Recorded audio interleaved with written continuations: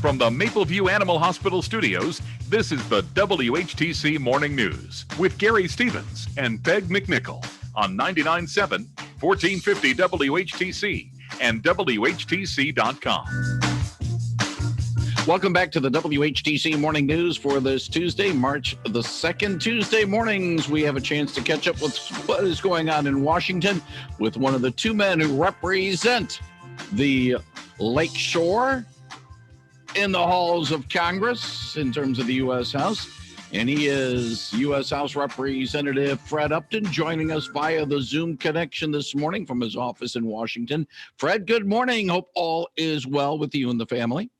All is well. I just got to give you a little warning. I've got a meeting in the Capitol at 8:30, so we got to leave probably a little bit early today. We'll try to get everything in and get some questions answered. First of all, some media outlets said that you and Peter Meyer were given a shout out at CPAC on Sunday. I don't know if that's the appropriate term to have, but your thoughts a couple of days after former President Trump targeted you and Peter by name, among others, as those that need to be upturned in the U.S. Elections in 2022 for your vote on impeachment back in January. Well, we sort of expected it. Let's face it. And his speech was, he talked about more people voting in Detroit than live in Detroit, and that was off by 100%, by a 2-to-1 margin. More eligible voters live there than voted. I mean, there are a whole number of different things, but look, I'm looking through the front windshield, not in the rearview mirror. We talked about impeachment before. I was there. I saw it. I didn't hear any remorse in the president's speech on Sunday. And, life is what it is. So I'm going to continue to work for the folks here in Southwest Michigan and not really spend a lot of time thinking about a campaign, particularly one when he labeled all of us who really spoke the truth. It was a vote of conscience, and the truth shall set you free. Now, what will it take to get the Republican Party back under some sort of an umbrella? Because it looks as if it is splintered and fractured a little bit right now. Well, you're right. And you know what? You don't win elections by subtraction. This president, he lost the White House, he lost the Senate, he lost the House. His approval rating was never above 50% in his entire 4 years as president. The last thing that you do is you try and put a stake or split our party. That is not how you win elections, either statewide or nationally. And so we have to move forward, and we have to be together. We have to be a big tent party. We have to realize that to get a majority, you've got to work with just about everyone to try and earn their vote.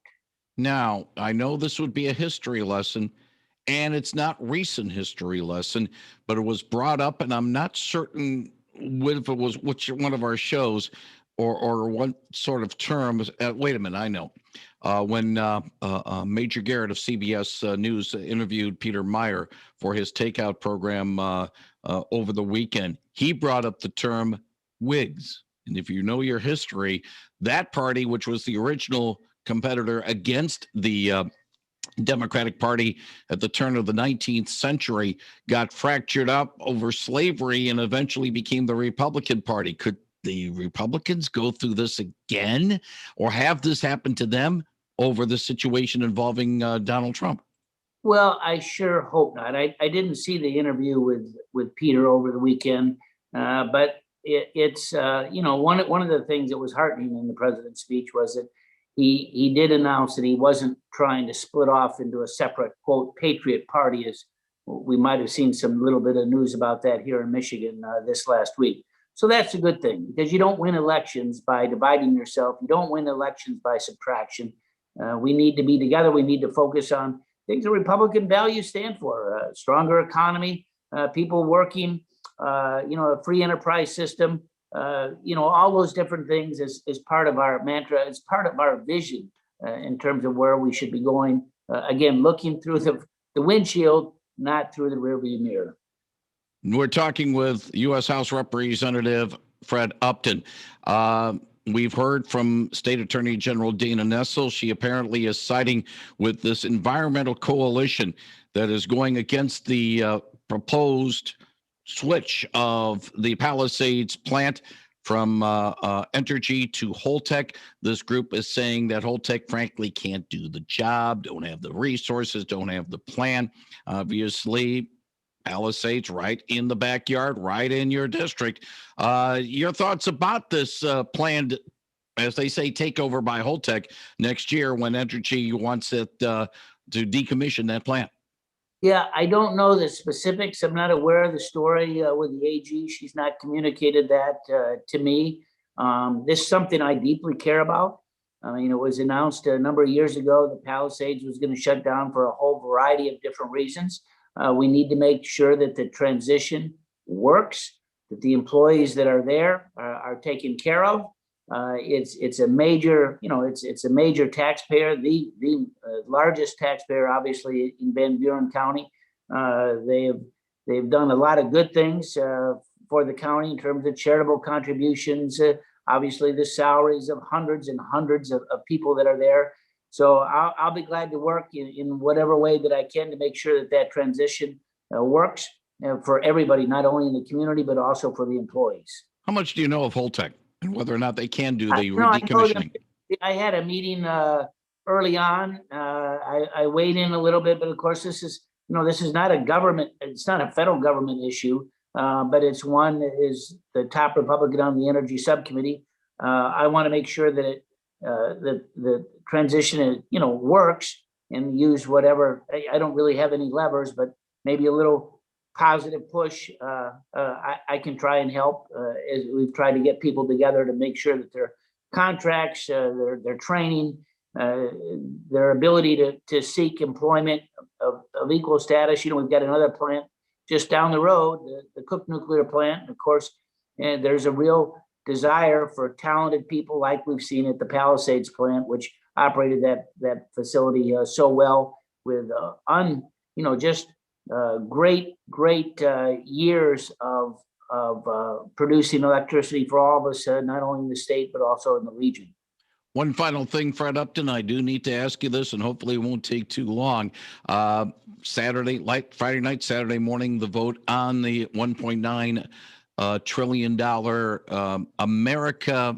What was it? America Saves Fund or something like that. The COVID. The coronavirus relief stimulus package. Obviously, Republicans were not pleased about it, but it's now in the Senate's hands. How much of it can really help, and how much is it more just pork? Look, we need another COVID package. This was the wrong package.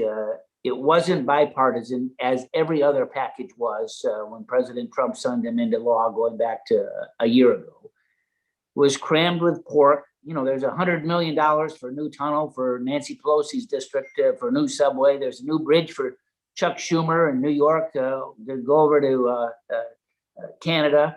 You've got, the Senate parliamentarian appropriately ruled that doubling the minimum wage for a lot of states to $15 an hour does not fit with the normal practice. So that's been jettisoned, although that was in the House bill.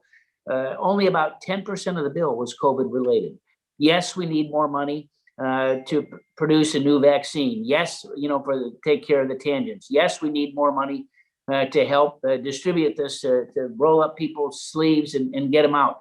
Yes, we need, COVID expenses. I'm all for it. But when 90% of the bill, remember, 1.9 trillion, almost $2 trillion for this bill, of which already we haven't spent $1 trillion from the last bill that the president signed the beginning of the new year. So it's, we offered hundreds of amendments in committee. None were accepted. No amendments were allowed on the House floor. That is not the way to operate on a $2 trillion package. I'm hoping the Senate can make some substantial changes. It's going to come back. Yes, we do need to take care of those that are unemployed. And of course, those benefits expire March 14th. So that's sort of the cliff that we're trying to deal with to make sure that they're not taken away. but this bill needs a major rewrite. I'm hoping that the Senate can do it. When we get into conference, I hope that the Republicans aren't shoved out into the hallway and not allowed to participate in any way. He is Congressman Fred Upton. He joins us Tuesday mornings to talk about some of the issues in Washington. Fred, thank you very much for your time and your insights. If all goes well, let's do this again next Tuesday morning. Look forward to it. Thank you. Thank you very much, Fred Upton, on 99.7 and 1450 WHTC.